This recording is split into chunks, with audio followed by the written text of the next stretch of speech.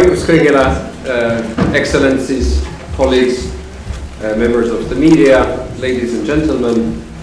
Welcome to today's seminar on sanctions and energy markets and geopolitical developments, which we have many to discuss today. The central element of today's seminar, of course, being the official presentation of a recent publication by Dr. Veli-Pekka Tynkkynen, who we are very happy to have with us today to present his latest study, Draining Fuel from the Russian War Machine, Oil, Gas and Sanctions Outlook. My own name is Gert Siniloo. I'm the Director General of the Department for Climate Diplomacy and Connectivity here at the Estonian MFA, and I will be moderating today's event. We have a very exciting agenda for you today, starting with some opening remarks, then moving towards the publication of the study, followed by a panel discussion by distinguished Estonian policymakers and experts, and that is also a chance for the audience for you to have ask some questions, which we will then try to answer. And after the panel discussion, everyone is kindly invited to join us for lunch outside in the foyer. But without further ado, it is my pleasure to introduce and present to you not the Secretary General who cannot be here with us today, but we have the next best thing, and that is Mr. Martin Rogar, our Undersecretary for Political Affairs here at the Estonian MFA, to open today's event. Martin.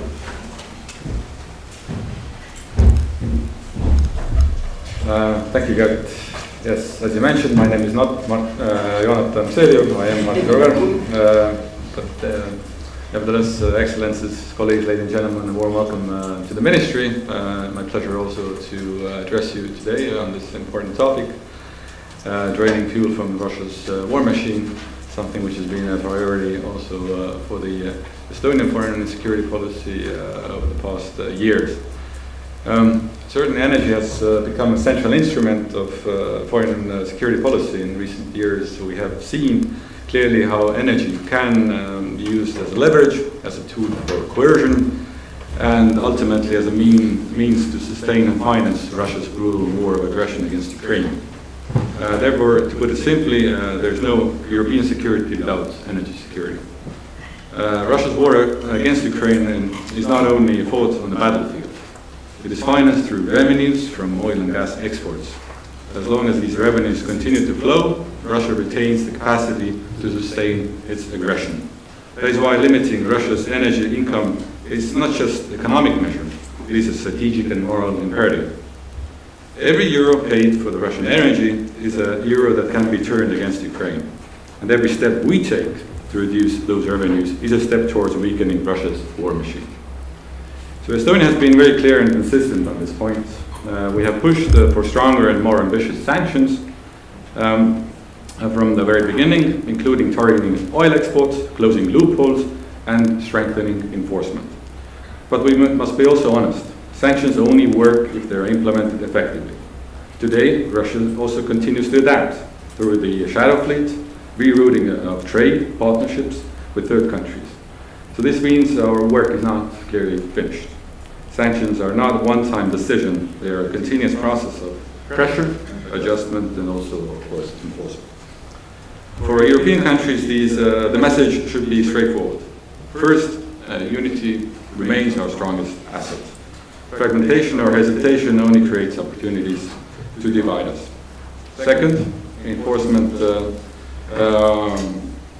must become a priority equal to design, because poorly enforced sanctions risk becoming a symbolic rather than strategic.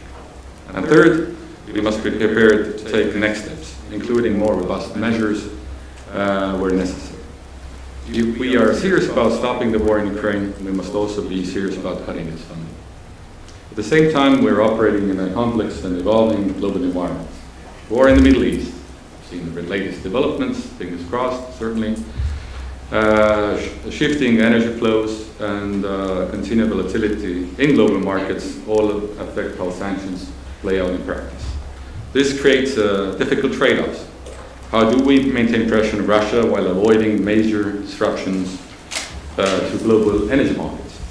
How do we ensure security of supply while continuing to move towards climate neutrality? These are not theoretical questions. They are at the core of policy making today. The challenge is not choosing between security and sustainability, but delivering both at the same time. In this context, high-quality analysis is essential. The study that is going to be presented today by Dr. Veli-Pekka Tynkkynen provides an important contribution to this debate. Thank you, Veli-Pekka, for the work. And also celebrate your Estonian language, which I just learned you're fluent on. So, more. It helps us to better understand how sanctions are functioning in practice, where the gaps remain, and what we can do more to effectively constrain Russia's energy revenues. I would also like to highlight the Ministry's strong cooperation with the International Center for Defense and Security. Kristi, congratulations again for the 20 years anniversary of ICDS we celebrated yesterday. Institutions like you run, like ICDS, play a crucial role in bringing together research and policy and strengthening strategic thinking, not only in Estonia, but across the wider region. So I wish the ICDS many more years of fruitful cooperation and collaboration. To conclude, we are facing a volatile period geopolitically for sanctions policy and also for energy policy. But our goal must be clear, not just to manage the crisis, but emerge from it stronger, more resilient, and no longer vulnerable to energy as a weapon. So I wish everybody a fruitful seminar and stimulating discussions and tasty lunch afterwards, towards the end. So thank you very much.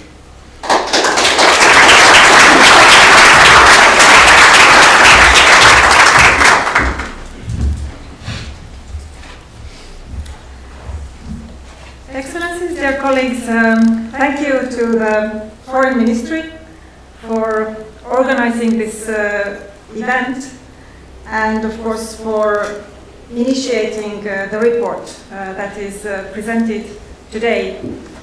Indeed, many of you were yesterday at the celebration of the 20 years anniversary of the International Center for Defense and Security. And what could be a better way to continue the celebration than discussing one of our latest research reports, which is, I think, a good example of the work that we aim to do in a policy-oriented, policy-relevant manner, and also of our good cooperation with policymakers, in this case the Ministry for Foreign Affairs. So this topic came up when we discussed the research priorities of ICDS for last year, 2025, and it was easy to agree that this is certainly an issue worth exploring, Russia's energy exports and the sanctions against the Russian energy sector. And immediately when the topic came up, I thought of Professor Veli-Pekka Tynkkynen as the best possible person to conduct the research. Veli-Pekka is a leading expert on Russia's energy market, energy exports, and international energy markets more broadly. And he has been a non-resident fellow of ICDS for the past more than 3 years, if I remember correctly. So I'm very glad that we have this very concrete outcome of Veli-Pekka's cooperation with ICDS. So as Martin said, of course, this topic remains really essential. How do we curb Russia's oil revenues, which continue to fund the war machinery? As the report states, last year, 2025, oil and gas accounted for almost 1/3 of Russia's state revenue and over 60% of exports. So the political significance of the issue is indeed huge, and it has been an important priority for Estonia to look for ways to further increase the cost of war for Russia, and then obviously sanctions against energy exports is one essential way of doing so. Another important issue is how to achieve full independence of Europe from Russia's oil and gas. This is also still not completed, but work in that direction is ongoing. ICDS is doing work not only on sanctions, but also on the shadow fleet, for example, looking at ways to further constrain Russia's ability to use the shadow fleet in order to, again, fund its war against Ukraine. And I think the sanctions topic is, on the one hand, important when we think about how to achieve end of fighting in Ukraine, how to put even more pressure on Russia, but then also when we look at the time after the fighting stops, it is also important to kind of enforce this shared understanding in Europe that we should not then start going back to dependence on Russian fossil fuels, but we have to have this policy as a long-term one, irrespective of when and how exactly the war in Ukraine ends. Europe needs to be independent of Russian oil and gas. And of course, the question of sanctions will still remain relevant when the war ends.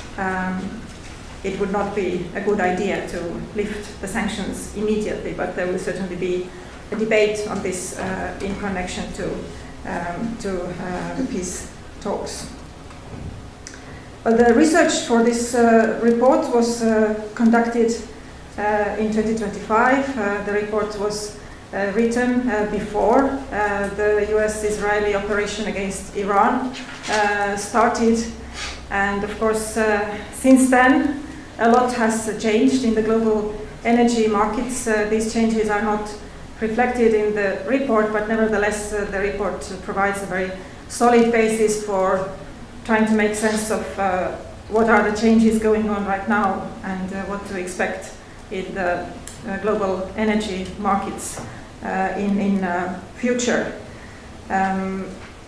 It's very unfortunate, of course, for Ukraine and for Europe that the increase in oil prices and more broadly the war in Iran has considerably increased Russia's oil revenues. For how long this will remain the case, it's difficult to assess at this point. But some of the conclusions made in the report about how the Russian economy was becoming increasingly squeezed because of the reduced oil revenues, unfortunately the situation looks a bit more difficult today. So I think we can already start thinking about a follow-up research project to look further on how the global energy markets develop, how to ensure Europe's energy security, and how to move on with the sanctions policy, because the sanctions are never ready. They always have to be updated. And this also then requires continued analysis. So thanks again to Veli-Pekka Tynkkynen and to the Foreign Ministry, and I look forward to the discussion today. Thank you.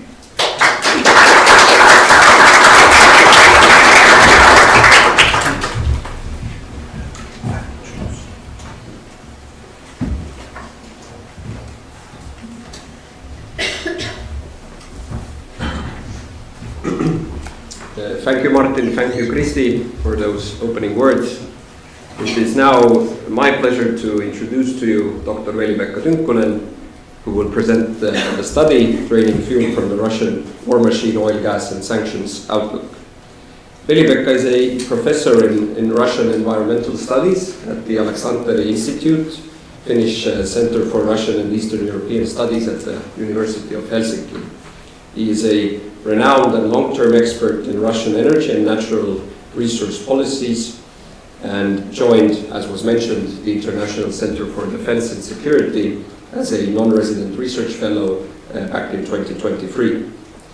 He leads a research group focusing on energy and environmental policies, energy security and political power in Russia and Europe, and has also led several academic research projects with wide international collaboration funded by the Research Council of Finland, the Prime Minister's Office, the Nordic Council of Ministers, Business Finland, and the Kone Foundation. Dr. Tynkkynen has a very wide track record in teaching at European universities, has delivered public talks and lectures. He frequently gives expert statements for authorities and is often a commentator in both Finnish and international news media. He outlines his multidisciplinary take on Russia in his two books, The Energy of Russia, Hydrocarbon Culture and Climate Change, which was published in 2019, and unfolds Europe's relations with Russia through the prisms of energy, violence, and the environment in his latest book, How Europe Got Russia Wrong, published in 2024. So we have the #1 expert in our region on this matter to present his study, and please welcome Dr. Veli-Pekka Tynkkynen with a round of applause. Thank you.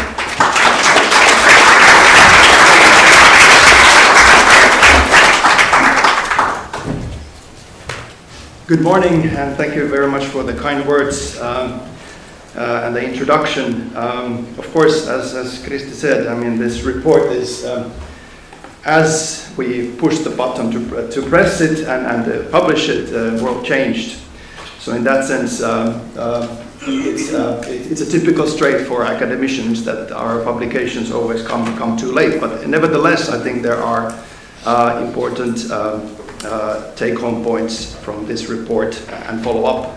Of course, thank you very much for organizing the session and for trusting in me to compile the report on a topic that is, of course, very close to my heart. I've been as a Russia scholar for 25 years, but actually been following Russia throughout my life because I used to live in Moscow during the 1970s. So I have a kind of understanding of the Russian society also longue durée. But let's move on to the topic of today. And if we look at energy in the Russian society and Russian economy, of course, 2025 was a very difficult year for Russia, and I will show you some figures soon. And of course, there was a debate that whether Russian economy is collapsing. And of course it's not. It is a resilient economy because it's a market economy, unlike during the Soviet era, which the economic problems were caused by the system. Russia is a market economy, so of course it's not collapsing, but of course becoming increasingly vulnerable. And of course the happenings in March 26 are changing this, but of course the difficulties in Russian economy were hand-felt in 2025. On the plus side, if we look at Russia's economy, is the fact that Russia has very low debt rate compared to basically all industrialized nations, but also has quite good internal lending potential, especially concerning its export-oriented industries and companies. And then, of course, there is very low tax rate in general in Russia, and that is something that can be raised, but of course that is a problematic issue for the Putin regime because they don't want to raise taxes and make ordinary Russians pay for the war too much.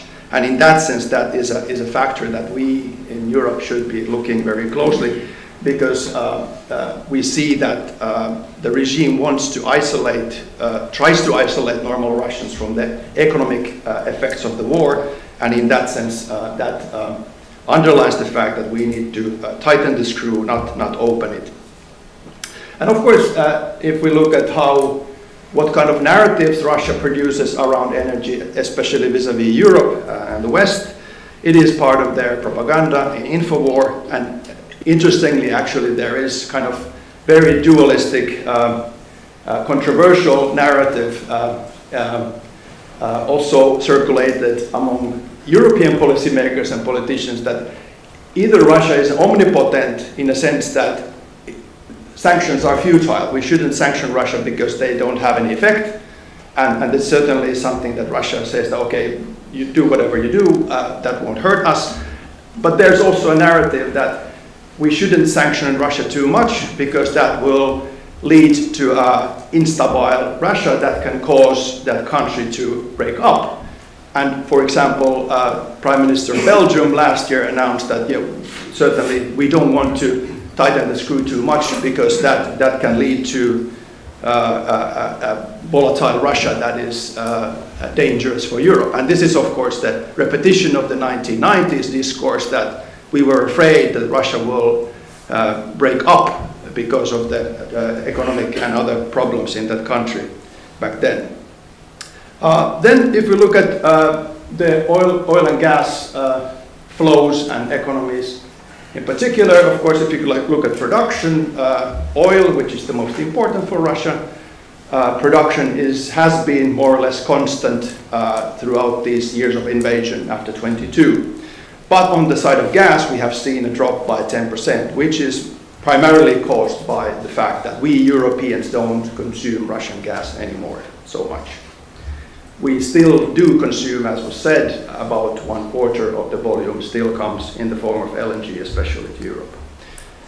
2025 was a very harsh year for Russia. Russia's budget was more or less the same, about 400 billion euros, but the share of oil and gas was shrinking. So it was actually the lowest since 1990s, about 25% of the overall budget revenues. And this was, of course, due to low price of oil on the global market, but also because of Western sanctions and our policy to exit Russian energy flows. Ever since start of the invasion, Russia has had budget deficit about 30 billion euros per year. And 2025, you can see it doubled that deficit. So basically, shrinking Russia's national wealth fund, which used to have around 300 billion altogether at the start of the invasion. In liquid share of that fund was about 100 billion euros, and that has been consumed to half, about 50 billion. And what is important that if the price of oil and sanctions we had in the turn of 25-26 would have continued the whole year through, Russia would have consumed the last 50 billion approximately of this liquid share of the national wealth fund, leading to a very difficult situation how to fund further this war. And of course, the reason why there is a huge deficit in budget is that budget expenditure on military and security and war has increased from around 30% in 22 up until to 45%. And this is, of course, the primary reason why Russia needs all the revenues from natural resources and energy specifically. If we look at incomes from energy exports, we can see that after the invasion in 22, of course, it was a windfall and shock, energy shock from the war. Russia benefited hugely from high prices. Then in late 22, the West imposed sanctions, and that decreased Russia's revenues a lot, and basically plateauing it to around 600 to 700 million euros per day. But then to 25, you can see the year has been a constant decrease of revenues, and actually in late 25 it was less than 500 million euros per day. Still a significant sum, but half of what Russia earned back in 22, or more than half. If you look at where Russia has ever since February 22 exported and which are the importing countries, you can see that on the side of oil, we Europeans have done a good job in the sense that we are not the primary address of Russia's oil and oil products. It is China, India, and Turkey. But on the side of gas, unfortunately, we haven't been so successful. And you look at the money that we have given to Russia via gas trade, it is still significant throughout these 4 years.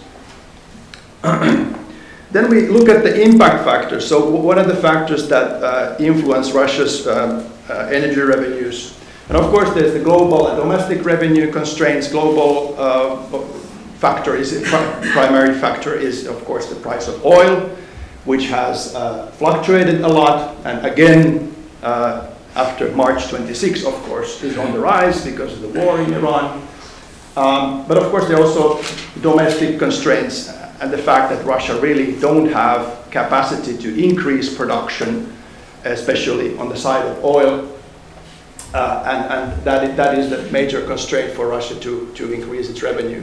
And of course, what we have experienced is that 25 was a bust year in a sense that decreasing revenues, and this year since March has been certainly a boom for Russia. And of course, we don't yet know how long this will continue, but nevertheless, that underlines the second point that Western sanctions, of course, they have been successful in the sense that more than 100 European sanctions, more than 100 billion euros Russia has lost in revenues throughout these years because of the sanctions.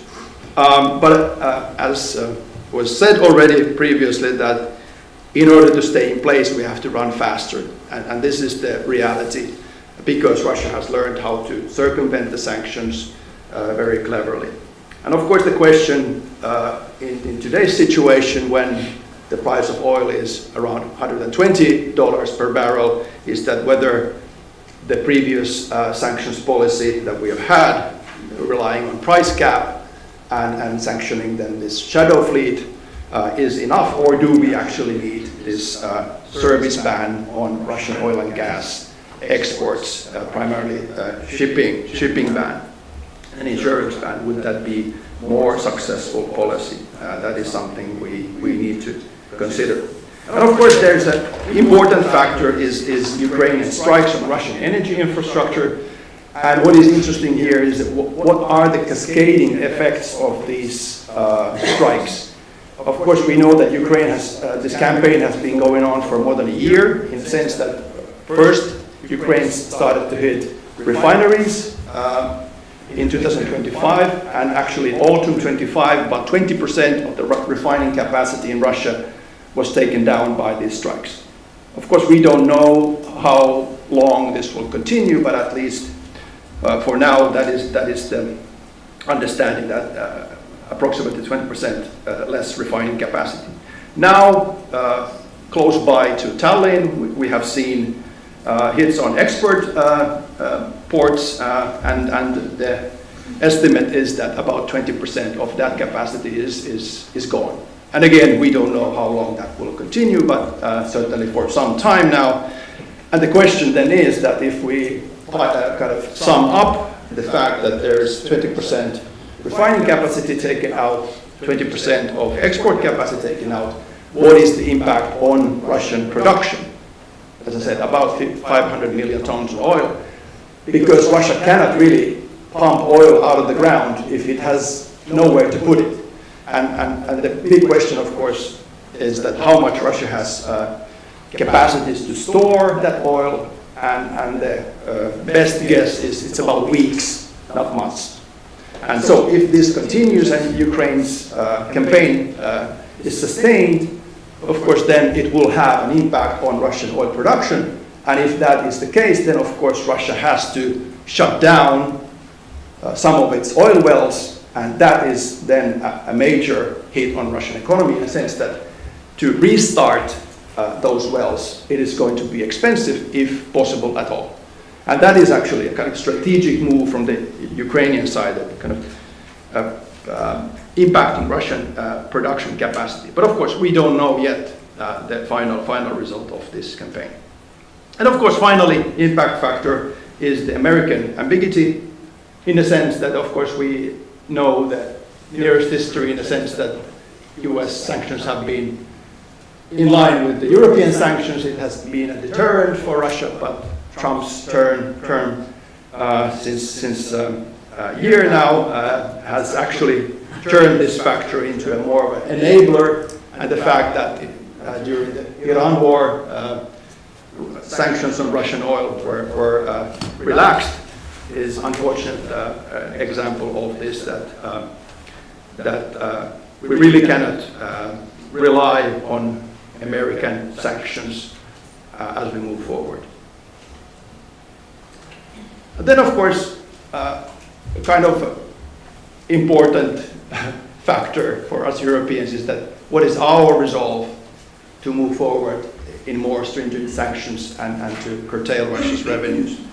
Of course, we know that in every European country we have radical populists, primarily on the right, but also on the left, which are against Russia sanctions, and especially against fossil energy sanctions. And they want to return to business as usual in oil and gas trade.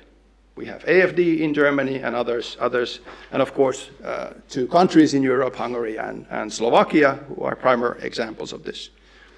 And what I use a concept here is a fossil populism. It means that it's a policy practiced by these populist actors in Europe.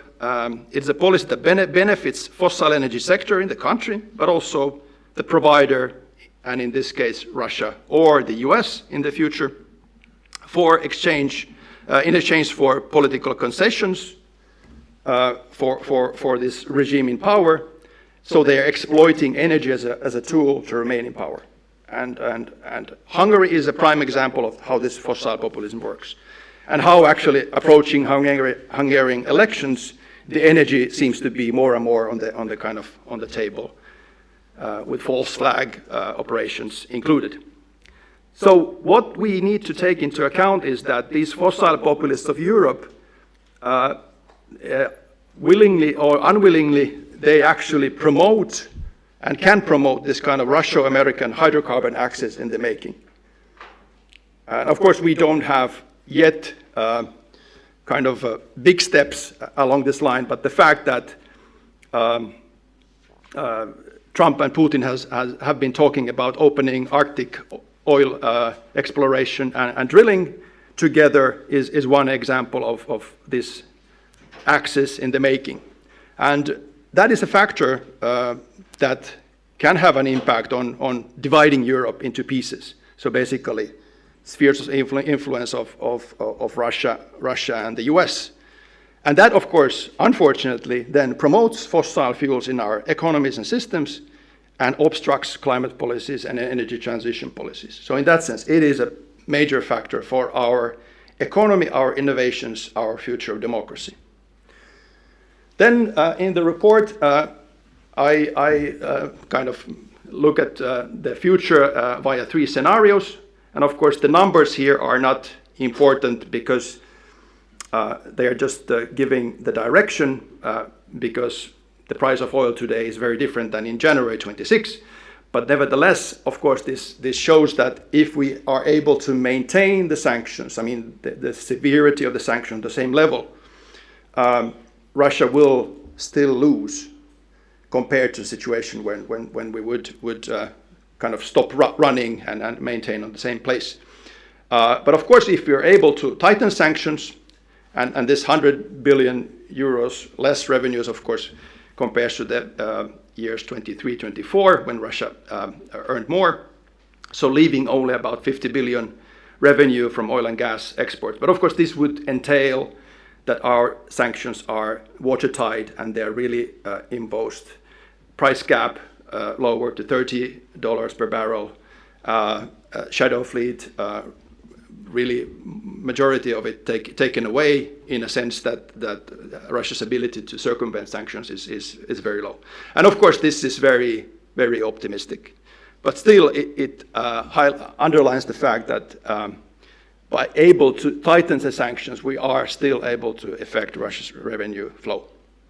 But of course, if we end up in a fossil populist Europe where sanctions are relaxed, of course Russia will benefit hugely. Of course it will not happen in months, but in a year or two Russia will regain the same revenue flow that it used to have in the 2010s, 2020s, early 20s from Europe. So in that sense, our decisions are important.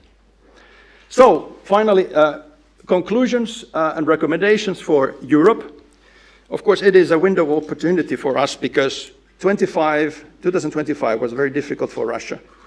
And in that sense, it is certainly a window of opportunity for us to accelerate our own exit from Russian dependency on Russian fossil energy, but also to demonstrate our geopolitical resolve in a situation where our sovereignty basically in Europe is being threatened from many directions. So we certainly should try to strengthen sanctions and to enforce them much stronger than we have done so far. Of course, the means how to do it are many. And one of them, if the price cap sanction system is going to proceed and continue, then of course a very important step is to deny passage from the shadow fleet, which are inadequately insured vessels. They're improperly flagged, so they are rogue vessels, but also they're technically unsafe. So actually they pose a great environmental threat to Baltic Sea and the North Sea, including other seas where the oil is heading. And actually that is in the making. We have seen already cases when European countries, Sweden, Britain, Belgium, has at least stopped, if not confiscated, these vessels. And if I recall, in autumn 25 discussions in Finland among politicians, not to name any persons, there was a kind of, when proposing that we should stop these most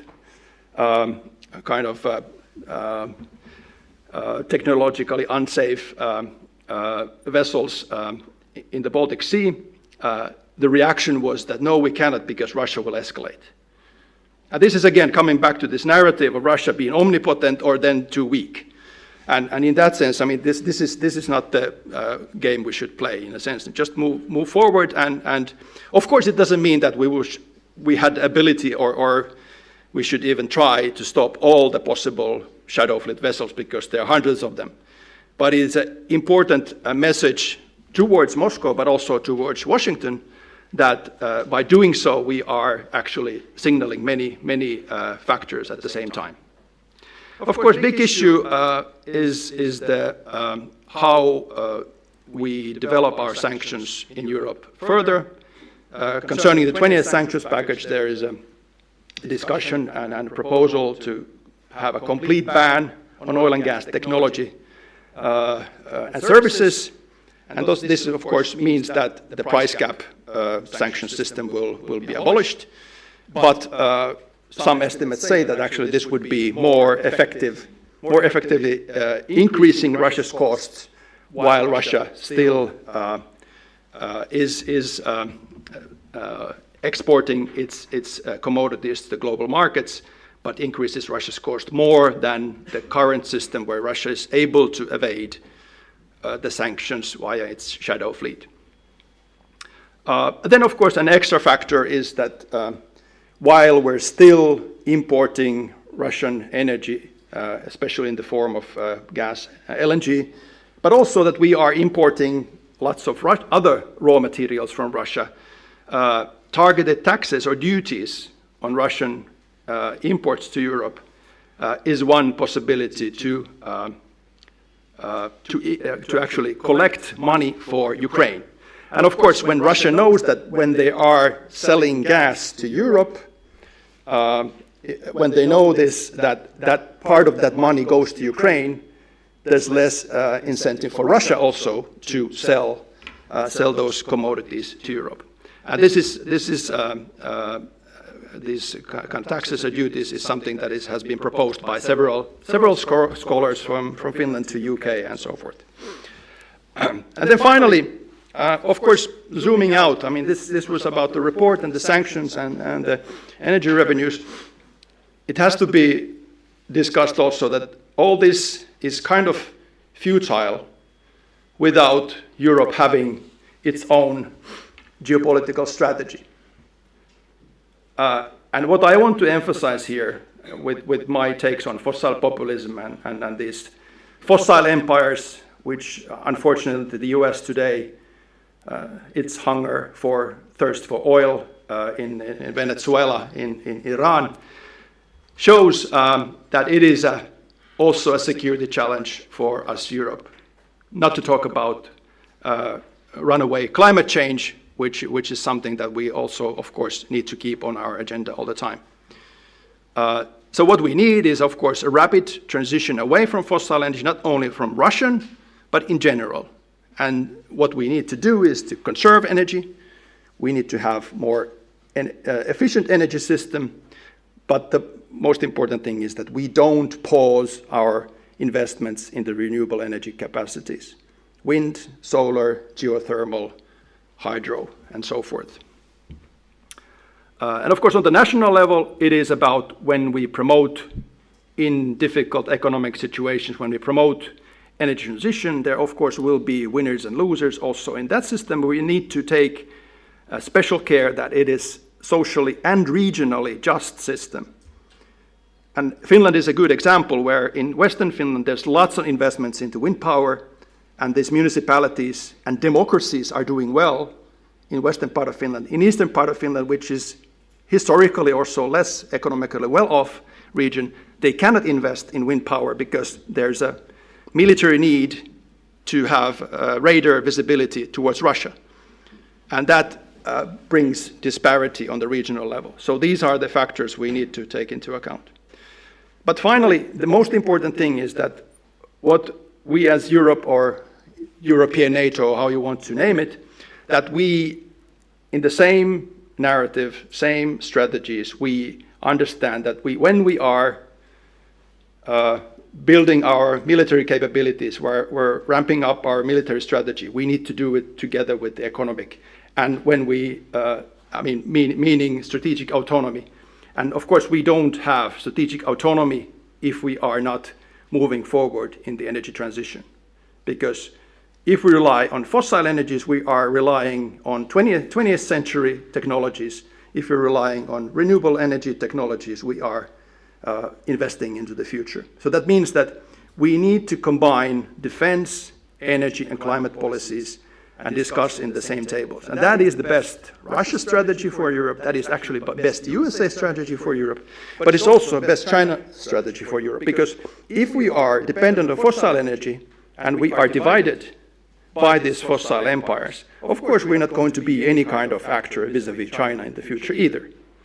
And yes, we are dependent on Chinese commodities and technologies on the renewable energy side, but energy security on the renewable side is very different than on the fossil side. If the flow of gas stops, we're in trouble, but if the flow of green metal stops, that will not impact our system here and now. And this is the big difference.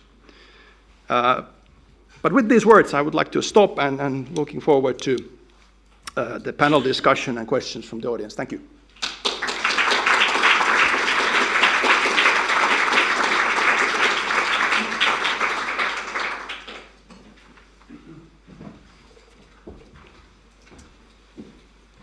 Thank you very much, Veli-Pekka, and thank you very much for this very good overview of the study. I am sure that it will spark an interesting panel discussion, and I'm sure the audience has several questions ready. I will just ask the audience for some patience. We will move into the panel discussion, and then you will soon have a chance to ask some questions. But now it is my pleasure to introduce to you the participants of the panel discussion. Veli-Pekka, I will also invite you to take the stage.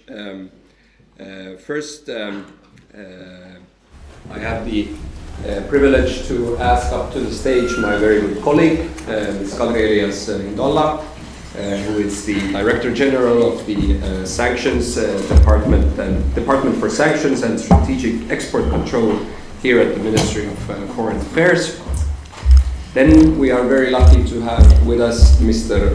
Ando Leppiman, who is the Chairman of the Management Board of the Estonian Stockpiling Agency. Ando has in the past been the Secretary General for the Ministry of Economic Affairs and Communications, which was responsible for the design of Estonian energy policy. And before that position, he was also the Deputy Secretary General, directly responsible for energy policy. And last but not least, Mr. Raivo Vare, economic expert and a frequent commentator in Estonian media. Mr. Vare is also a former Minister of State and former Minister of Roads and Communications of Estonia. And I will be moderating.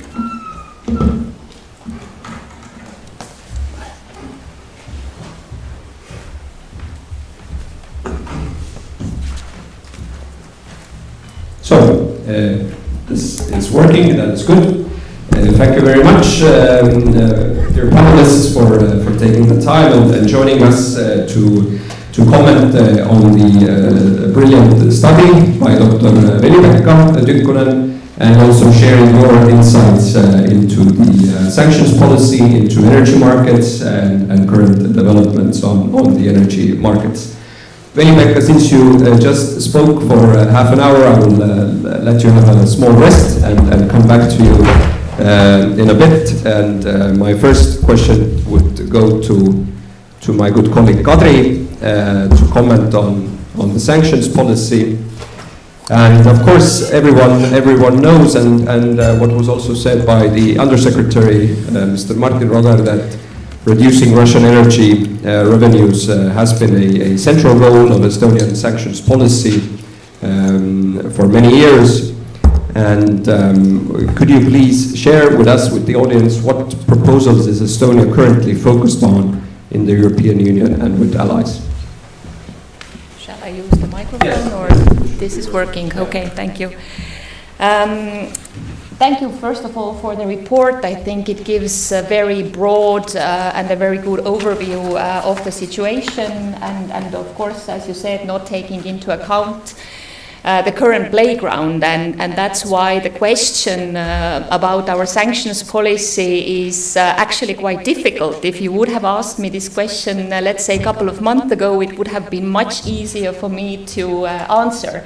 But the playground we are operating with our sanctions policy now is more complex due to the higher energy prices, and the market situation before the war in the Middle East was clearly more favorable when it comes to the sanctions policy.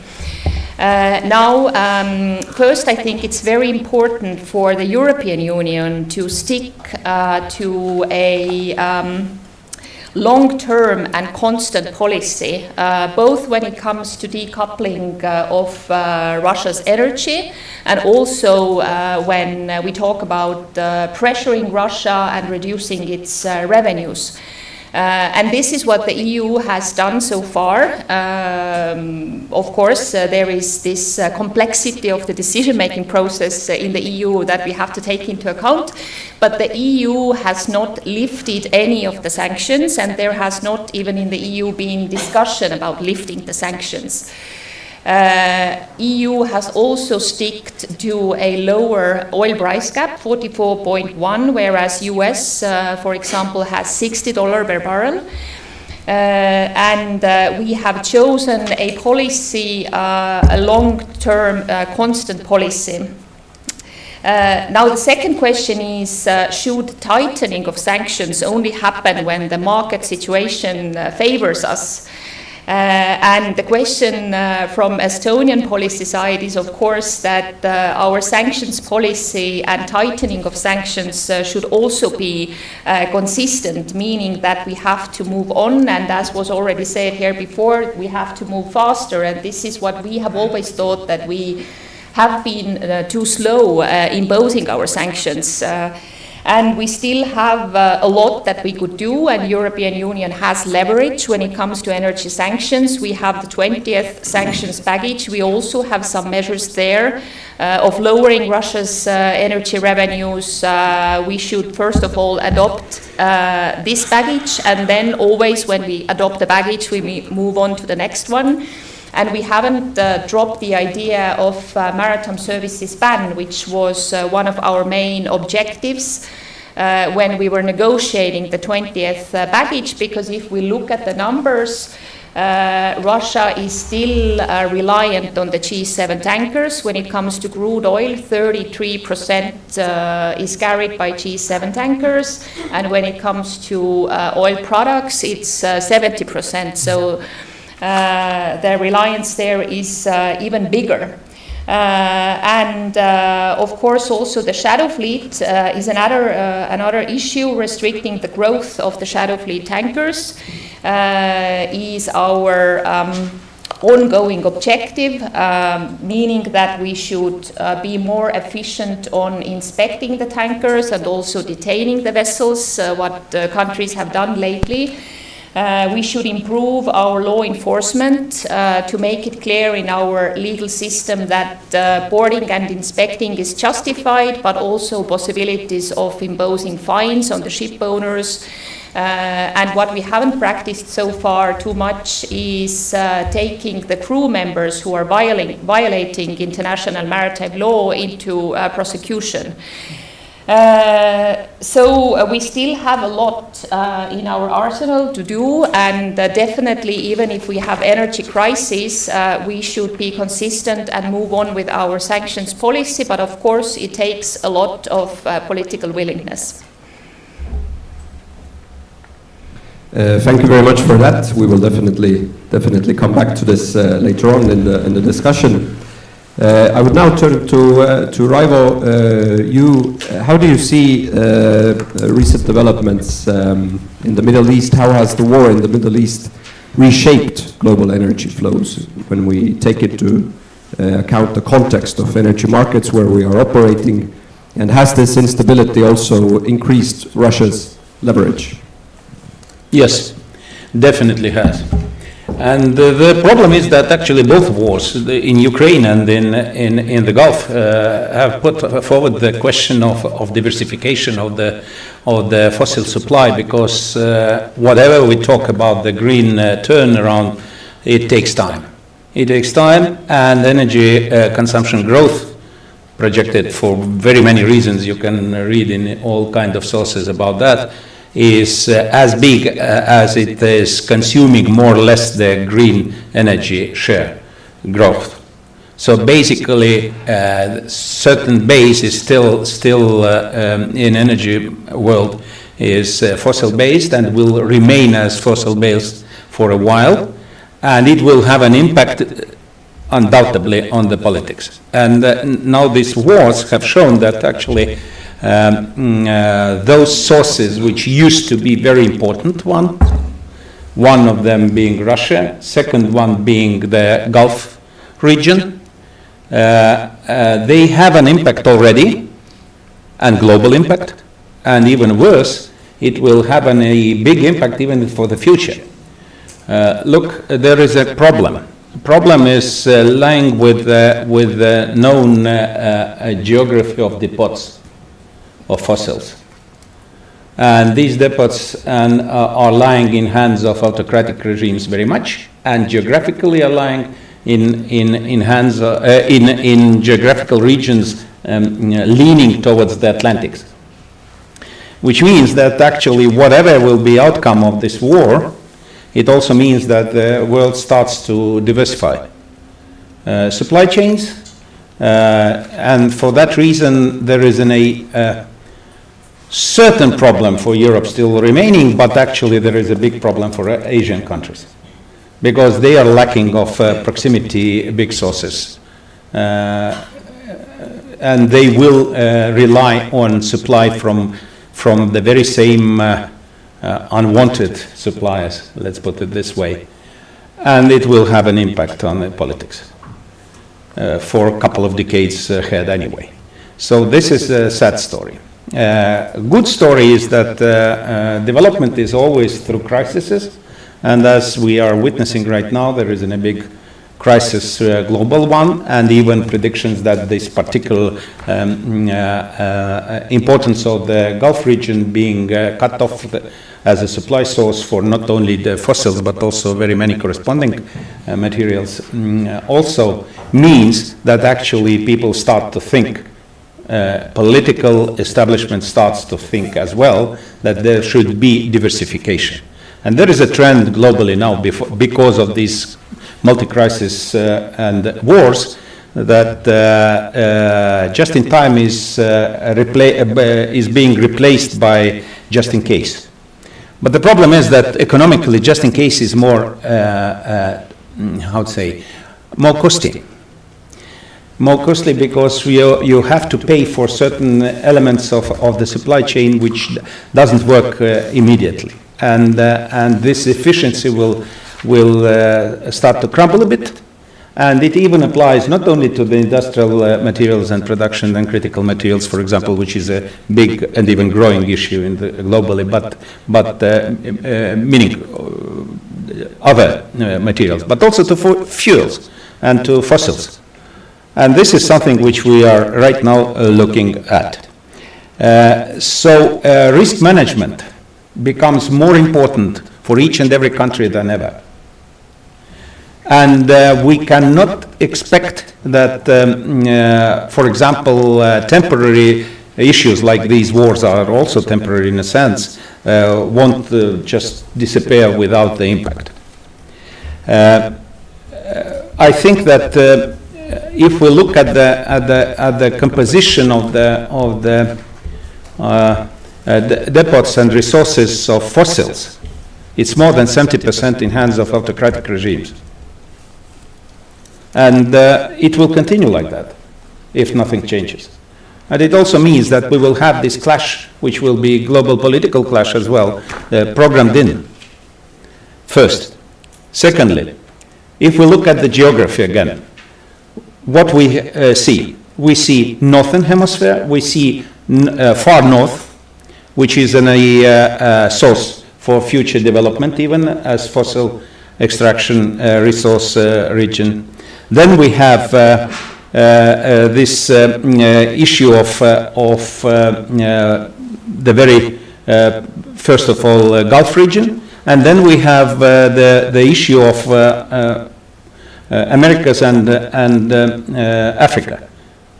And America has its own game, so it's a different story, having an actual impact also as supplier and provider, but having also their own interest and capacities. Canadian part is slightly shifting now because of politics more than anything else, but it won't disappear. And also as main supplier for the American market, but would stay. And then we have this Gulf region, which is actually suffering, because the certainty of the peaceful region with big investments and important share of the global markets is starting to crumble now, whether we like it or not. But for this region, it means also that people start to divert their supply from this region to other regions as much as they can. But Asian people can't. They have this problem I started with as geography, and they do not have this possibility. China is separate player as well because of certain reasons. They are producing 1/3 of fossils themselves anyway, but the rest is they will buy wherever they do not have constraints, but they keep it for themselves. And then we have the rest of the Asian nations still quickly growing, big countries, big economies, actually starving without the supply. Look at the Japan, look at the Korea, having such an important share of Gulf supply, for example, for the gas imports, 75, 65 respectively. So it means that basically we are witnessing shift in the global scale, not only for the energy policy, not only for the supply issues, but also due to that, or partly influenced by that, for politics. And this is something which we should take into account. Secondly, I tend to believe, even with all the reservations related to the source, but I tend to believe that Birol is more right than many other analysts claiming that it's nothing, very much. If he claims that it's in a kind of potentially kind of crisis, energy crisis, which will be bigger than combined energy crisis of Yom Kippur 79 and Ukrainian, post-Ukrainian invasion. So then it means something. Probably being ahead of this governing body of energy, Global Energy Organization, I think that he understands it better, or they understands it better than anybody else, and therefore this 400 million release of strategic reserves which is not sufficient enough anyway if this crisis will develop further, but at least helps a bit, and it's all times biggest one. Also shows that there is a problem. There is a problem which is these people are afraid of. So therefore, I think that the future will be very much related to how we will react not only to the current situation, but also for the aftermath. And for Russian part, which is my favorite one, although not my theme today, I still can't refuse myself to note that actually the amount of sanctions imposed on Russia is more than 24,000 if you took all the positions. It's far beyond anybody else ever. And still we are complaining that, and Pekka Veli was actually very well outlining it in the report, that they doesn't work because we do not execute even them properly. I fully agree with that. The very same Iran, before the campaign, had 4,500 sanctioned positions. And still they lived 40 years under it. So basically, I'm not mentioning others who are somewhere very low, 1,200 or even less. So basically, it means that sanctions themselves won't work as long as we do not make additional moves for the risk mitigation. And that's exactly what should be done now. And it's not only about the green turn, it's also about very many things right away, immediately. So, and of course, execution issues and common positions. And we do not witness this common position at all. We're not only in fossils, in any other kind of strategical materials or important input, economical input materials like fossils, but also whatever you take. The very same Belgium spent 12 packages, European packages, before they agreed, and it happened when the market crashed, actually, for diamonds. So basically, we are seeing that everybody tries to utilize the opportunity for economic gains, even temporary one, not seeing the big picture at all. And that's my main conclusion out of it. Whatever happens with these wars, we will see the shift by definition, because sooner or later, especially when we suffer the crisis and existing elements won't work like we assume, we will change. We will change our attitudes, we will change our strategies, but it also means that we will live with certain kind of contradictory political outcome further on. Thank you, Raivo, so much. Since you mentioned risk management on a number of occasions, I now want to bring in Ando to share your perspectives on energy security and especially stockpiling. You took up your current position basically in the midst of a energy crisis in 2022. Can you please share a bit about what lessons have been learned since the energy crisis, which was started by the full-scale invasion of Ukraine, and given the current geopolitical context and the war in the Middle East, how should small countries like Estonia adapt when it comes to having strategic stockpiles? Yeah, thank you, and thank you for this kind invitation, and also Thank you to Mr. Tynkkynen, for this excellent report, because I do have to agree with you. Report is a little bit like more in the context of February, not the beginning of April at the moment.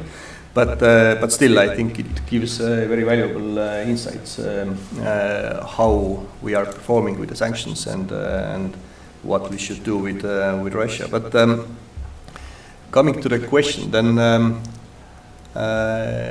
as you sent them beforehand, then I started to think that whether we already have learned something from the Ukraine crisis, and the crisis is still ongoing, I would say, and it's going even on this month and past month, because I think those strikes to the kind of Russian terminals are also kind of parts of the crisis, but in a way, I suppose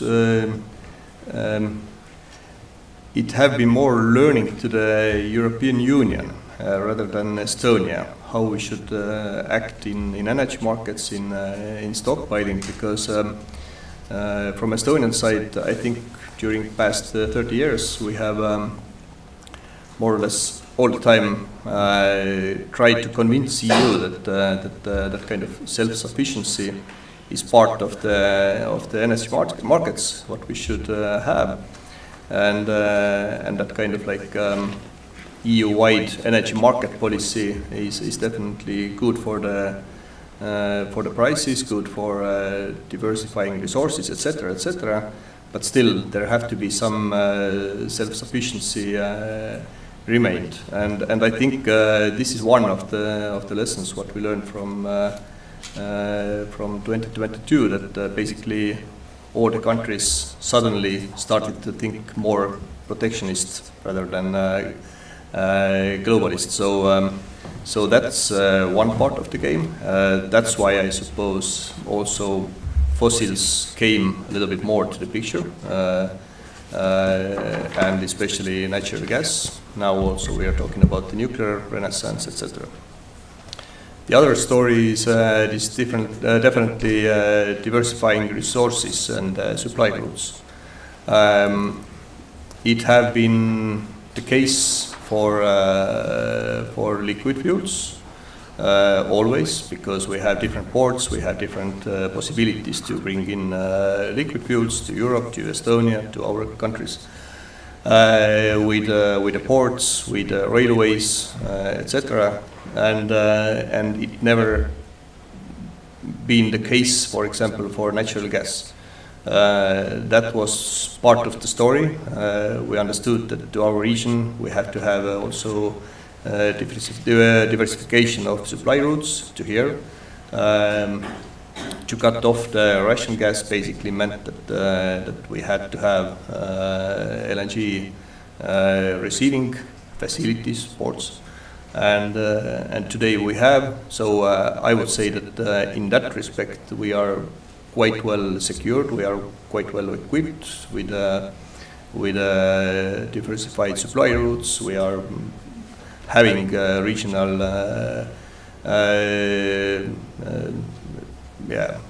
storage possibility in Latvia, and also are connected with Central European with natural gas connections. Then that part is definitely what was lesson learned, and of course also in EU-wide, I suppose it had been the case that I think quite many EU countries understood what it would bring as a benefit. But all those crises, and not only the Ukraine war, but also I mean, oil crisis, I would say, from the 70s already have bring some innovation to the picture, and that's I suppose what brings us here to the Middle East crisis at the moment. That what happened in the 70s, basically oil crisis led to establishing the International Energy Agency, that was actually the starting point when there was collective action between the International Energy member states to start having the stockpiles of oil of 90 days. It was agreed. Estonia and Baltic states joined later, but basically that's the starting point of the stockpiling. Of course, some other innovation came as well. Internal combustion engines basically started to be much more efficient from that time. But all those crises, I mean, from the COVID crisis, we have remote working possibilities. So from Ukraine crisis, we saw that reliance on one single source or one single supply route is not sufficient. From today's crisis in the Middle East, I would expect that it gives quite a lot of boom to renewables, energy efficiency gains, etc. But having said that, if I'm sitting around the table of International Energy Agency, Raivo was mentioning what Vati Birol is saying in there.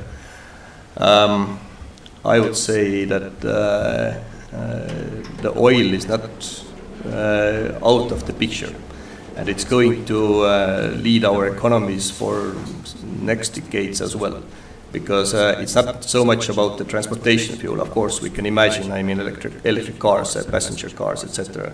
But for heavy transport, for petrochemicals, which are actually everywhere in here, in products.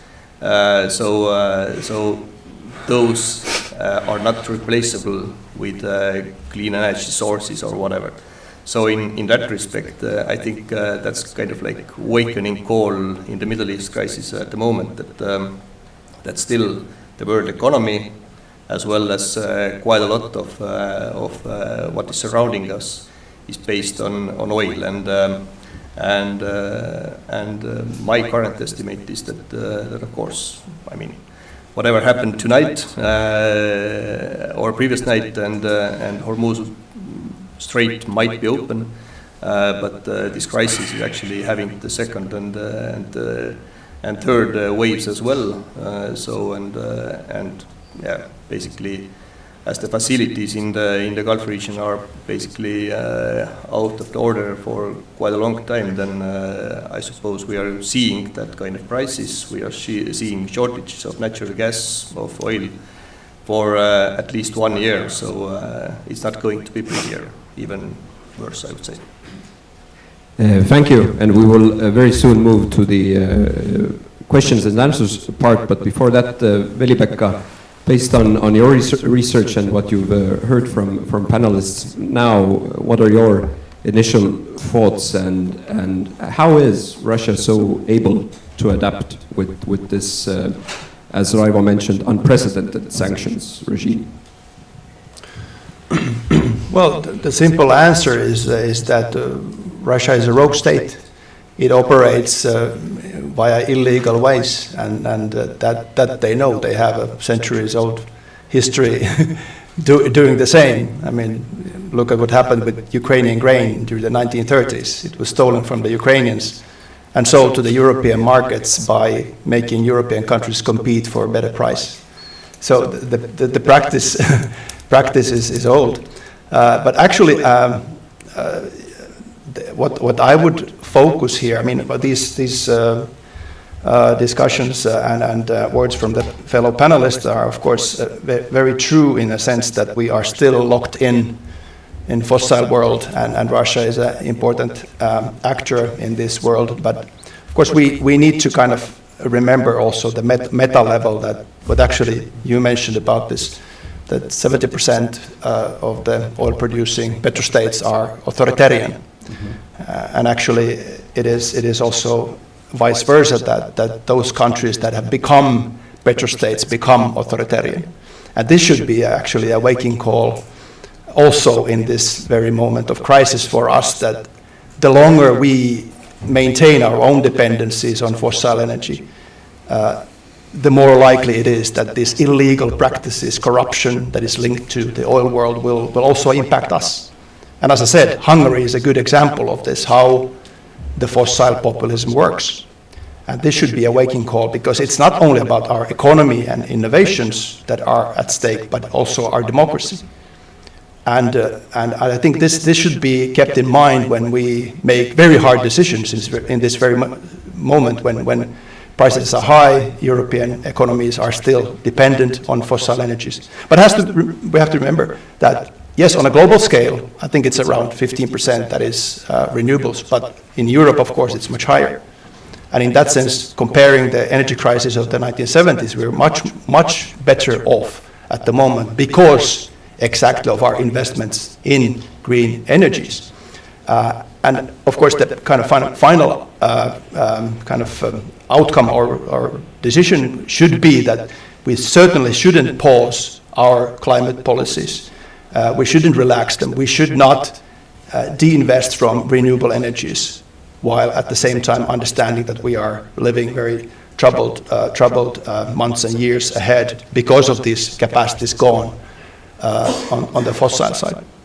Because if we think of the long-term perspective of Russia to continue its illegal ways of functioning and influencing, of course, the longer we are hooked in the fossil world, the longer Russia has indirect and direct impact on us. And this should be the kind of the meta-level understanding of the developments, that we certainly shouldn't forget to invest in renewable energies while it is very difficult, I understand.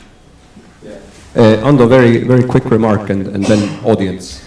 Yeah, in that respect, Mr. Tynkkynen's report is actually very important in my mind, that it reminds us and should remind us what is the threat actually from Russian side, and the biggest threat for me actually from this Middle East crisis is that we might forget everything what have happened from 2022 since now, and take kind of like on real politics side Russia on board again, and that's actually I think the biggest mistake what Europe could do, and that's why I think all those figures and the corruption levels and everything what you have showed in your report is very valid.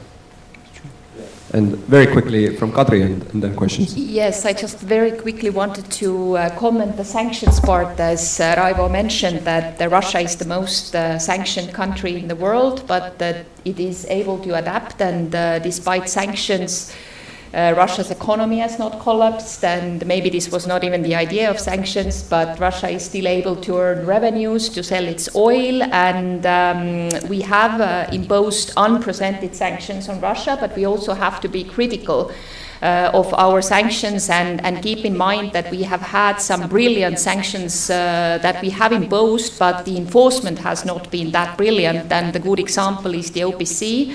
The $60 per barrel was clearly too high in 2022 when it was imposed.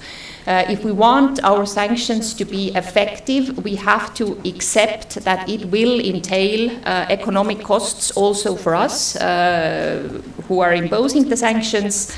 And in 2022, when the oil sanctions was imposed, the idea was to reduce revenues from Russia, but to keep Russian oil on the market. And what happened was that Russia was selling less oil, but high market prices, so it was able to earn money still.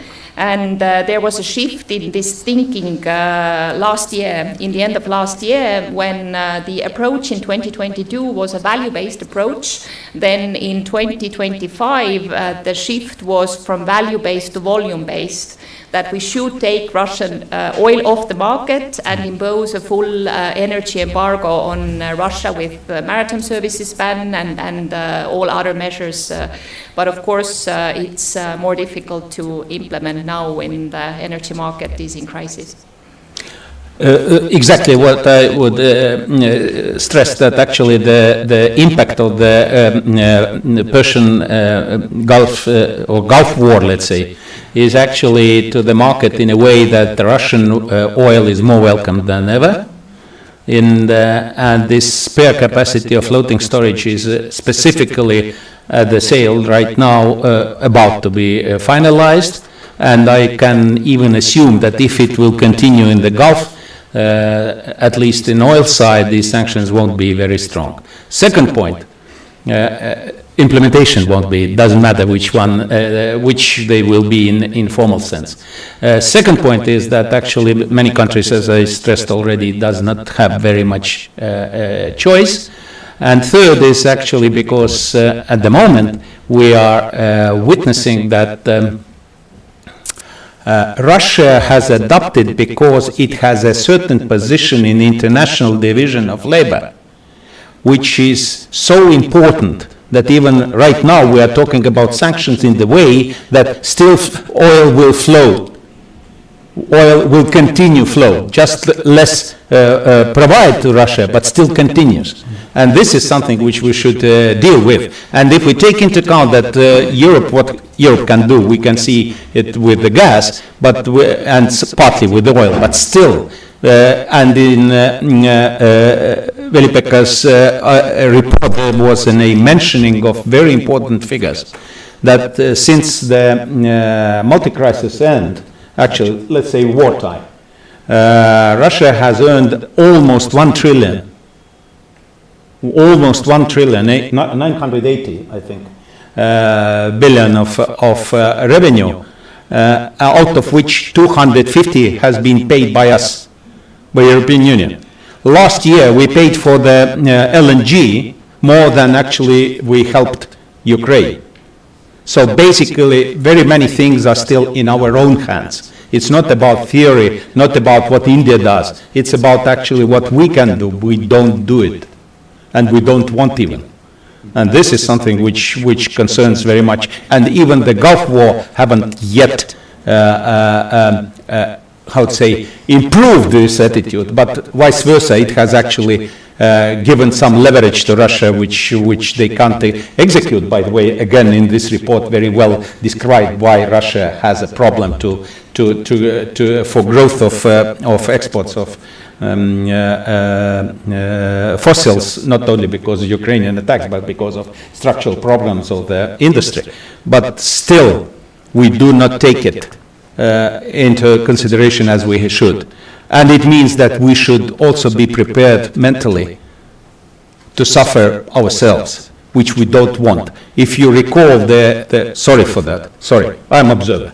But when we started with the sanctions, just remind ourselves, when we started with sanctions, we actually started with the attitude that Russia should suffer, but we won't. We shouldn't. It is not possible. And now we are moving slowly to this understanding that actually we should take in also some negative effects of implementation, which is not very common mentally for anybody, not only in Europe. Thanks. Yeah.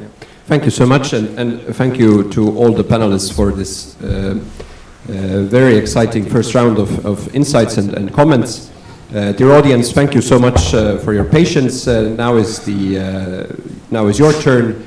If you have a question, please raise your hand. We have Priit who will bring the microphone to you. And if you're asking the question, please also introduce yourself. And if you have a directed question to one of the panelists, then also mention that, please. Thank you. I see the first gentleman there.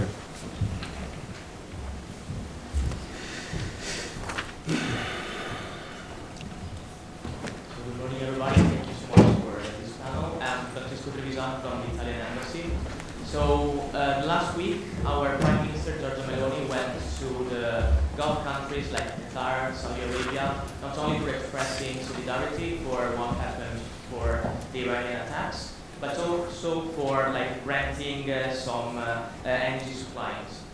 And Mr. Vare talked about realignments and also changing, and about also risk management. Do you see, in the near future, the possibility for the European Union to take a step for a nuclear power program altogether, the 27 countries?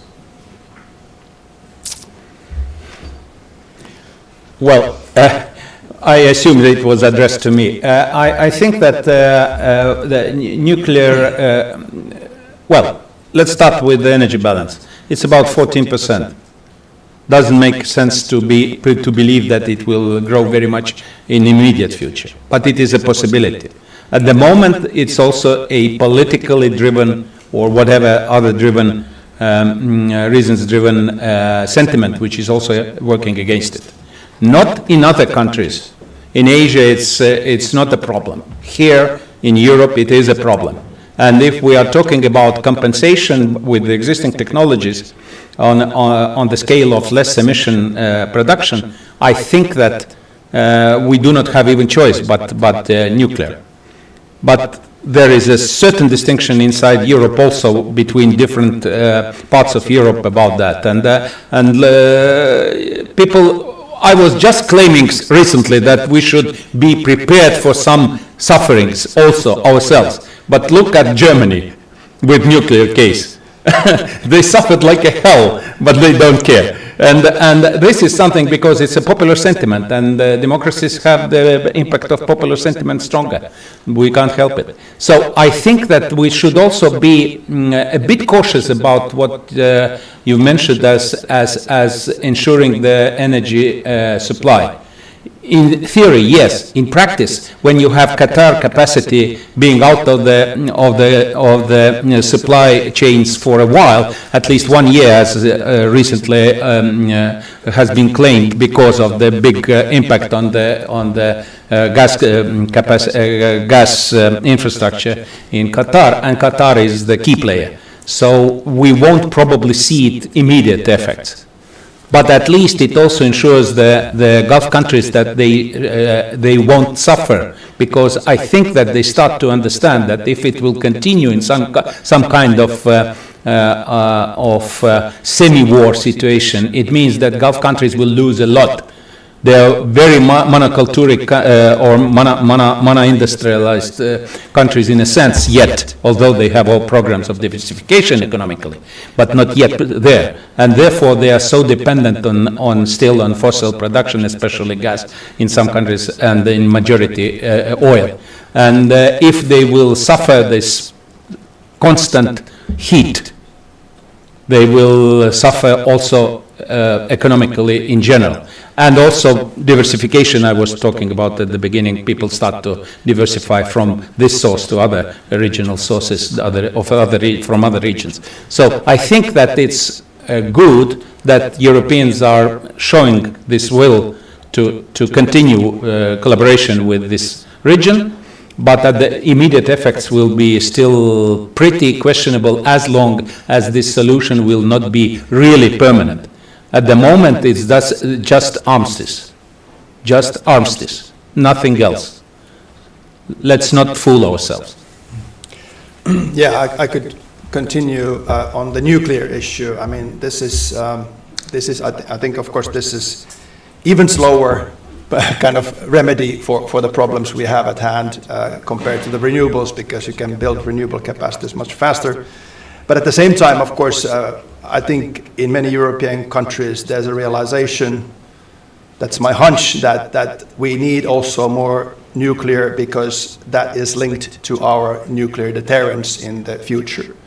And if you look at Japan's policy after Second World War and its nuclear power policy, it certainly has to do with the fact that it was a kind of plan B in case US doesn't provide the nuclear umbrella for Japan, that they could provide and get their own nuclear weapons. And I think this is the discussion. Of course, we have this discussion ongoing on nuclear weapons in Europe, how we should develop that, but that is, of course, elementarily linked to the uranium chain and of course then to nuclear power, which of course makes it much more inexpensive to build nuclear weapons in the future if we have European capacity larger than today. Thank you. Ando. Yeah, but maybe as I'm having the energy background, then put it a little bit more on practical side. Then, well, if we are looking for the future and think that where from the energy is coming to the Europe, and we are trying to put aside, I mean, this dependency on outer resources, then the nuclear have to come to the picture. I wouldn't say that it's coming in next 3 years, because it's totally impossible, and we have much more stricter rules in EU, etc. But the electricity consumption, power consumption increases. If the transportation is going more to the power, then there have to be more electricity on the market. Renewables is excellent resource, but you have to compensate the fluctuations of the renewables, and you basically have only natural gas, which is the kind of like resource what we can use for that. EU doesn't produce any natural gas, or does it? Very few molecules in here. So it's the question mark whether we are building the future of EU energy policy on dependency on natural gas. And today we see with this Gulf region that roughly 10% of the natural gas supply is out of the market, and it's not coming back within 1 year.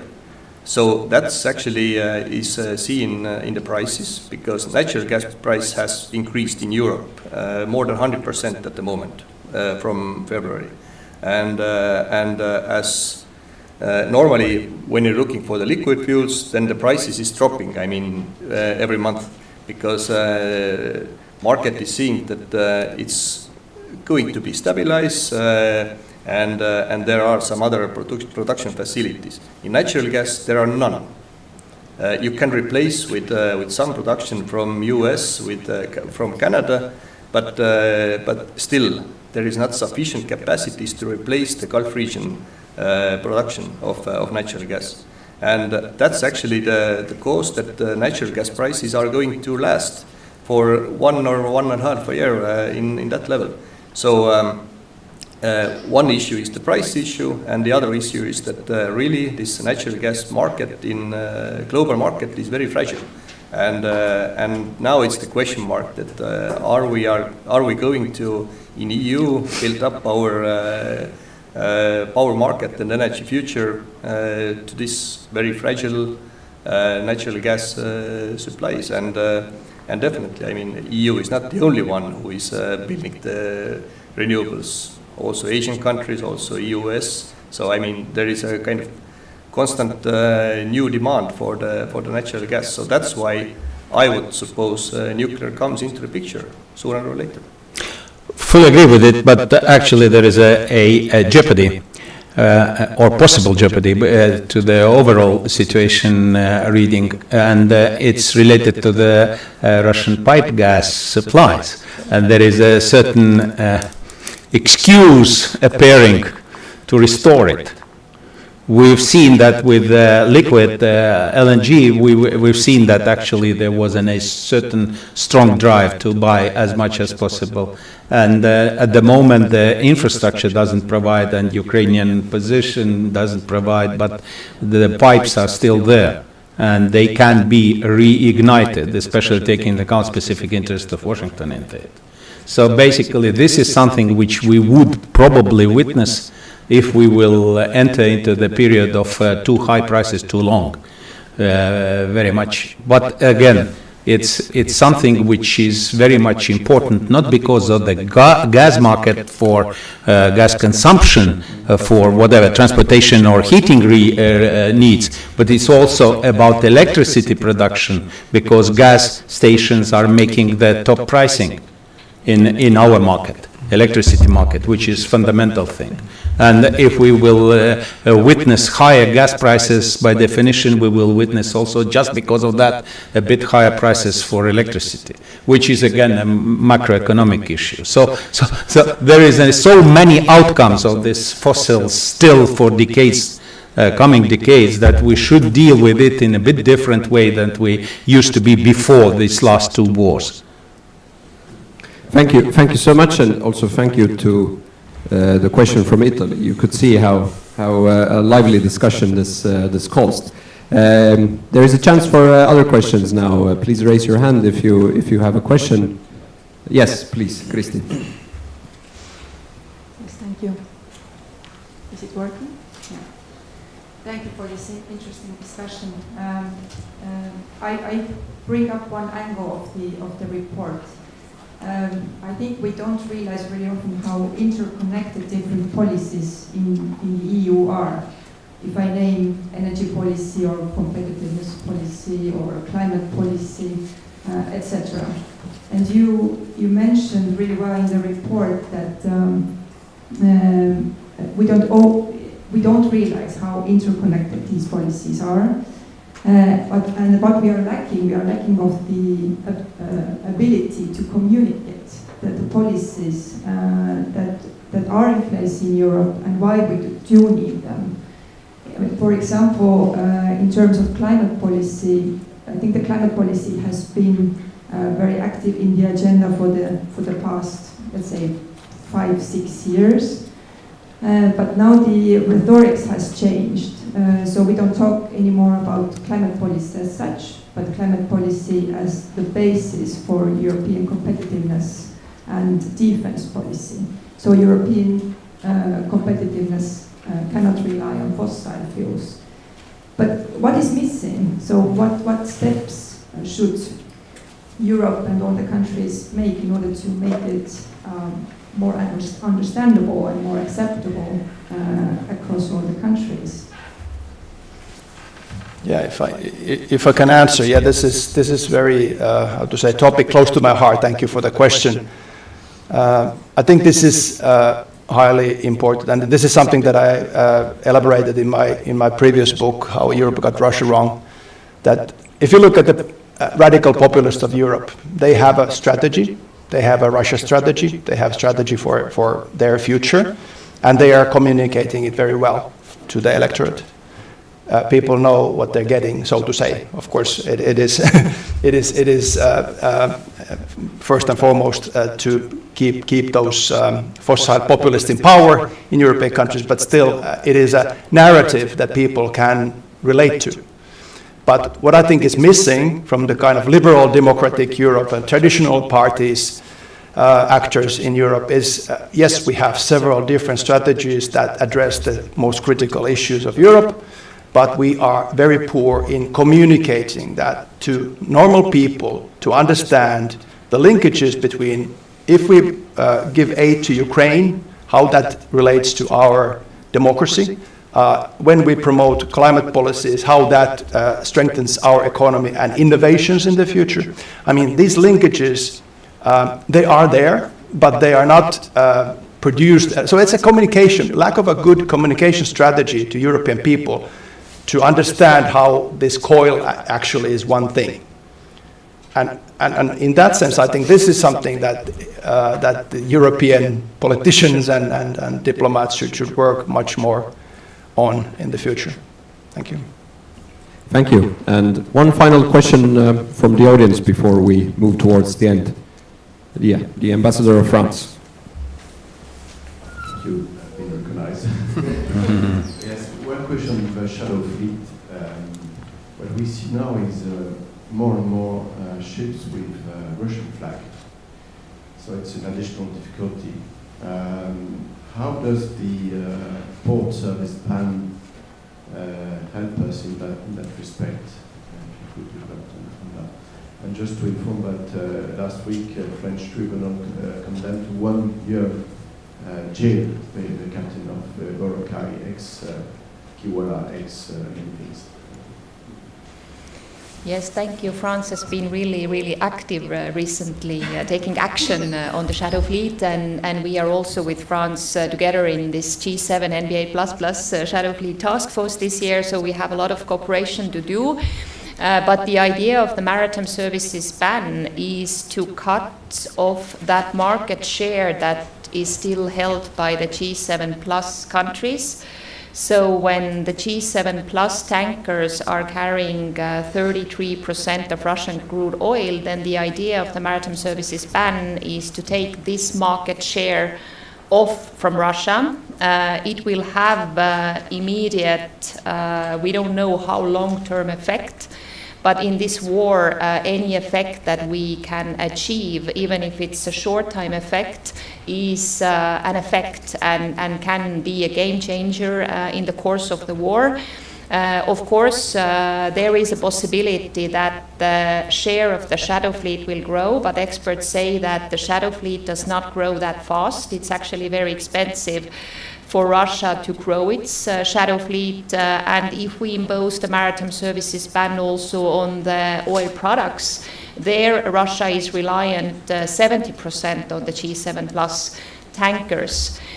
So this is something that we have been advocating in the EU together with our British colleagues.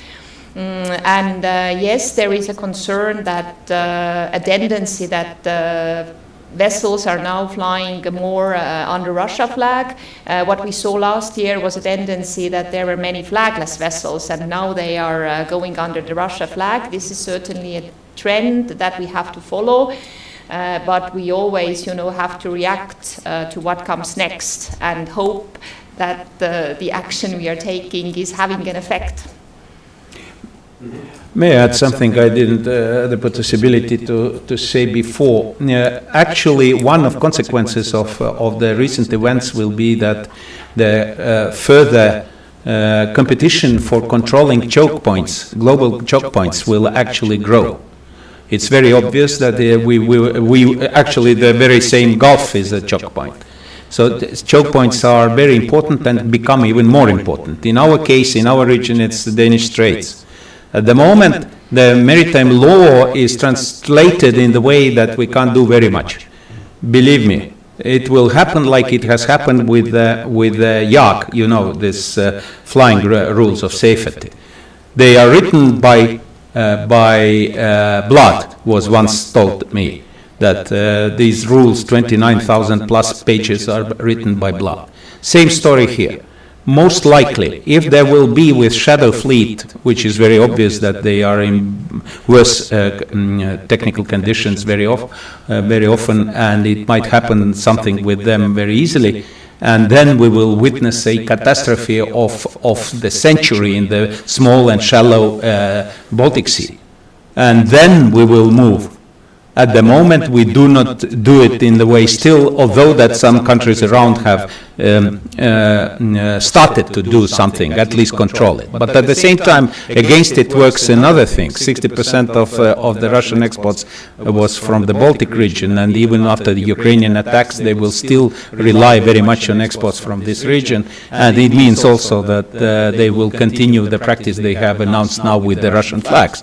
They will install the security teams on board of those tankers, and even promise to have convoys, which is technically not very often possible, but not in large scale at least. But we will witness additional obstacles to make even the allowed controls. So we have to prepare our minds for that, because Russia has no other options. They will go this path down, this path by definition, and therefore we are actually, they adapt and we also have to adapt. And we are lagging behind, sorry to say that. And that is exactly what we should take into account. And second point is that actually Europe is commanding several choke points by itself, geographically, which should be dealt separately, but strongly by definition as well. At the moment, we witness opposite thing where with the relation with the Gulf War, Iran is claiming that they are going by all means, after even the war, control the Gulf traffic and at least share the control of the Gulf traffic, and they also claim that their proxies in Red Sea will also do it. So basically, we should deal with it now. We do not have even possibility to avoid it, because these two choke points, especially the Red Sea choke point, is very important for us. Look what has happened last time. There is not a single gas tanker going through the Red Sea.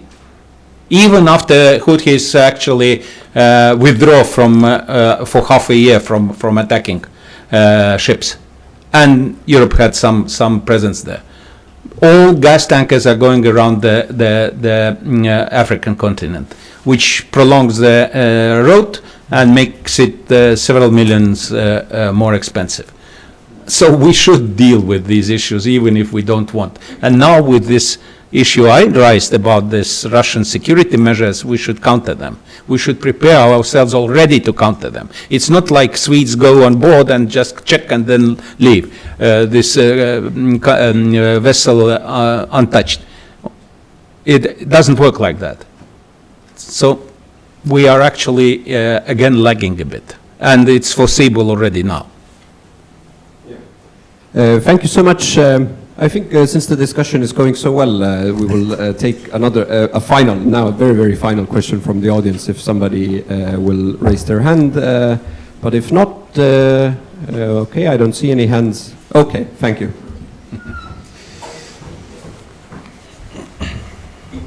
I'm a journalist with Bloomberg News. I'm interested in, after the recent strikes, Ukrainian strikes against Vseviov, how much capacity is still left in the region? You mentioned that they're still going to continue shipping a lot of their oil through here, obviously. And then just a kind of broader picture question on how much the Ukrainian drone strikes on oil capacity, how much impact that has had compared with EU sanctions against Russia in terms of dollar value that Russia has suffered. Thanks. Probably Veli-Pekka will answer the second question, and first one is actually just based on my own experience in this sector. I will tell you that there is a very strategical approach from Ukrainian side. If you look at what they have bombed, what they have attacked, it's not an accidental or a case-based only. It's systematic, and they are doing it by schedule. So look, Ust-Luga and Primorsk, if we look at those, they are very important outlets, very, very important, and they are systematically attacking them. They are attacking, first they attacked even before very important refineries. Look at the geography of those refineries, all five of them, very important central Russian refineries, starting with Kirishenik, with Kstova, actually is those who are attached to the export lines through the Baltics. So they are doing it simultaneously. They are attacking export facilities, and they are attacking also the refineries related. At the same time, they also attacking Transneft capacity, which is pipeline capacity. And when it will immediately, when Tokarev said that they are retargeting some flows to the southern, to other directions, meaning southern direction, because they can't do it to the Far East immediately, then what they did, they went for after Novorossiysk again. So it's very wise policy. It's strategy, I would say. And Russia has a big impact. Negative impact on the export capacity. They have actually, first what they did, they do not export, they made a ban for exports of products, but part of those products are not under the ban, and they actually are now with the problems of structural problems related to the refining specifics.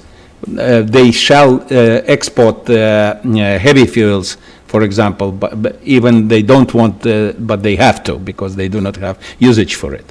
What happens? But if they do not make heavy fuel sufficient by the technology, even with the remaining capacity of refining, they will have a less production of other factions, which means that they will have less even for internal consumption, both keros and gasolines. So basically, what we are witnessing is a pressure which is taking out even more important share of products, which in exports case have bigger margin than except heavy fuel, than, for example, crude oil. Very wise strategy, and it's about half. It's about half at the moment. They have lost for exports, but at the moment they are not even exporting those parts which they used to. So we cannot say exactly that it's only because of that. But at least partly it's because of that and because of this fuel structural problem and so on. Well, you put it very nicely. It's very difficult to compare because, of course, it's not straightforward to measure the impact of sanctions per se. Of course, we can see that it is a factor. If you look at the 4 years, as I said, 100 billion probably Russia has lost. But of course, yes, Ukraine's strike campaign, as we speak, is vast. And as you said, it's strategic, and it's expanding. Probably the next targets are Murmansk, if they can have this capacity to fly that far, and also maintaining the pressure on the Black Sea and the Baltic Sea. And as I explained in my presentation, I think the big issue, I mean, short-term impact certainly is here and now. But of course, the bigger issue about Russia's future capability to earn from oil, especially, is linked to whether Russia has to scale down its production in Western Siberia and elsewhere, the main production sites. If that is the case, then of course it's going to have a much longer negative impact on Russian economy. Thank you so much. And a final question to all of the panelists that I will kindly ask you to answer in only one sentence so that we could be heading towards lunch, is that since we have an audience made up of mostly diplomats, policymakers, what should be the first step that we should implement going out of this seminar room today in order to limit Russian revenues and to avoid a European energy shock next winter? Start with Kadri. Thank you. It's obvious that we have to adopt the sanctions package, which is blocked, and then start working on next sanctions. We have no other option. Well, from my current position point of view, I would say that don't depend on Russia, because and what you can do basically is stockpiling, have that kind of buffer to overcome supply disruptions, and the second part is definitely diversifying supply sources, because definitely stockpiles are going to end one day, so you have to kind of have constant flow of products. Two things. First, sorry.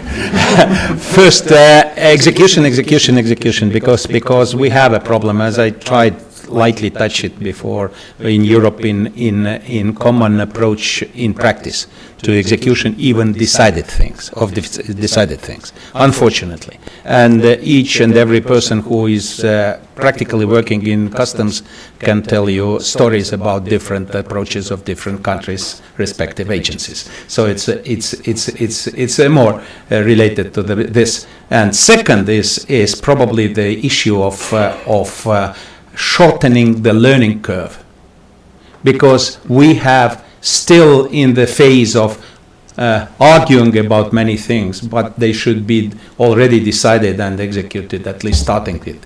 Because we've seen it with rare earth materials once. In 2010-11, you remember the Chinese blockade of Japanese supply of those. Japanese actually took a lesson out of it, and they made this stockpiling system, which is now copied by US in a part, and which Europe is trying to copy. But it has taken from 2011 till now to get this lesson for us. It's too long. In this case, we can't afford it so long. Try to keep it brief. Keep calm and carry on would be the kind of take-home point. But of course also connecting the dots between different domains, military, energy and climate. Thank you so much. Please a big round of applause to our panelists.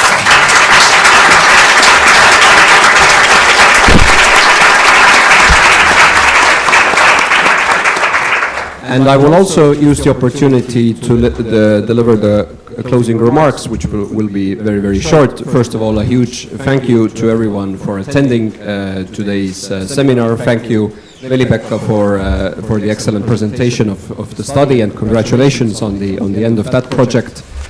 Thanks again for all the panelists. I have only one brief technical note before we head out to lunch.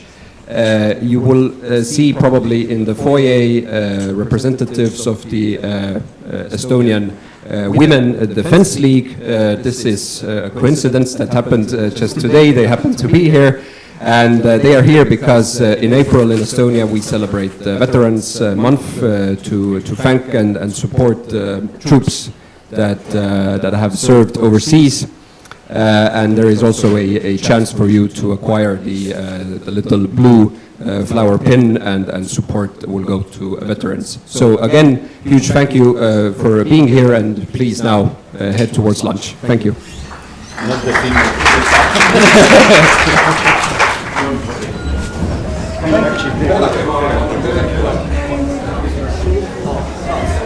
Thank you, sir.